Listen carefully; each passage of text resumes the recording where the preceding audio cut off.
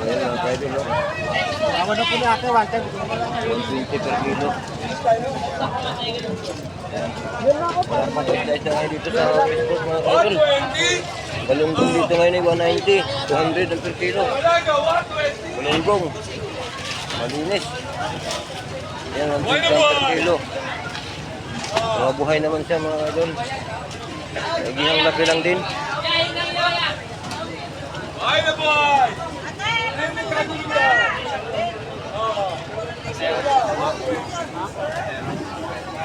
Ray!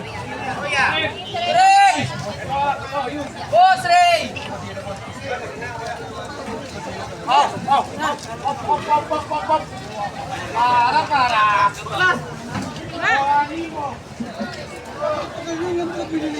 Mahal ang isda ngayon dito mga kaidol. Turay yung parang tamban, no? 120 mga kaidol. Pera mo ko, Trey Chan! Itong baka Kaya bossing! 170. 200 alumahan. 180 galunggong.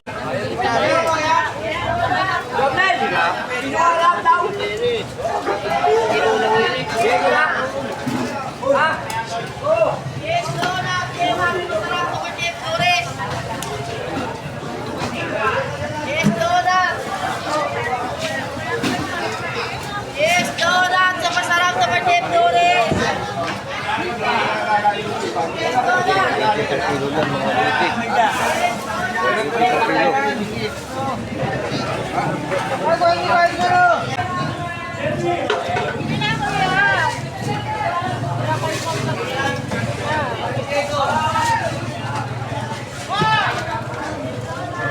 Andan lang po yan, oh. Ang kilo namin. Day! Ayun, mga ilipin niya mga Shoutout kaidol, ni no? Buddy! Shout out daw kay Mari, oh. Shoutout po! Shoutout sa rin! Shoutout po! Ready go! Happy birthday, Buddy! What that spy? Lumaan. Boss pala yan, pre. 100 alumahan. 180. Boss. Hi vlog, welcome to my vlog! 170. Ayun mga kaidol, 180 daw mga kaidol, oh, galunggong 180. 180 per kilo mga galunggong dito mga kaidol ngayon, 180 mga kaidol. Ang ganda mga kaidol, no? Malaki mga kaidol, mga galunggong na ngayon. Pero medyo magkatasan, 180 per kilo. Yes, donut! 180. 150. Dito sa iba mga kaidol. Dito sa iba mga kaidol. Lapya 100. 100.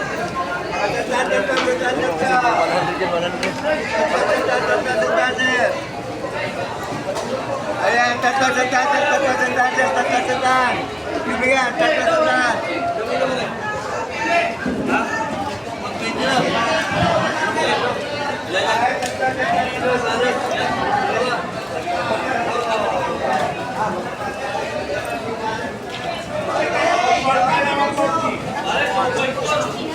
Badong, tingin-tingin lang muna ako, Badong.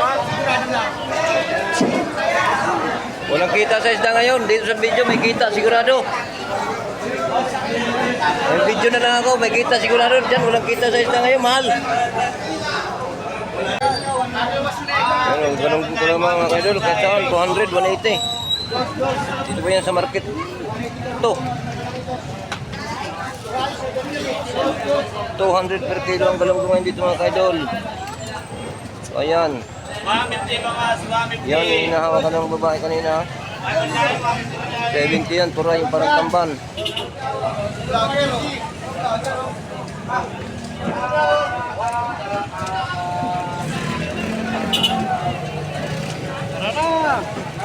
So ito naman yung ano, mga gulayan dito sa Pitford mga kaidol. Dito sa labas ng gate, bago ka pumasok ng Pitford. Kasi yung iba mga kaidol, pagka nakabili na ng isda, Eh dito na rin sila namimili ng gulay sa labas ng gate ng Fishport kasi ang presyo sa palengke at sa ano mga kaidol dito ay parehas lang mga kaidol. Kaya nga nagkapagtataka sa palengke mga kaidol, mahal ang isang balot na ay isang tali ng ano, kangkong. Kung katulad ng ganyan mga kaidol, 20 sa palengke yan. Ay samantala dito mga kaidol sa Pandawan, sa Fishport, sa labas ng gate, 15 lang yan. Ayan o. Kaya nakapagtataka, magtataka ka mga kaidol dahil mga kaidol sa palengke, hindi na sila namamasahe. Eh dito, tinatravel pa to. Galing ng palengke ng Tansa, dinadala pa dito sa Rosario, Cavite, sa Fishport pa. O bakit mas mura dito kaysa palengke? So ayan mga kaidol, kaya yung iba mga kaidol namimili ng isda at nagtinda rin ng gulay, dito na rin sila namimili. Ang daming namimili din mga gulayan dito mga kaidol. Dahil dito na sila pumunta. So ayan.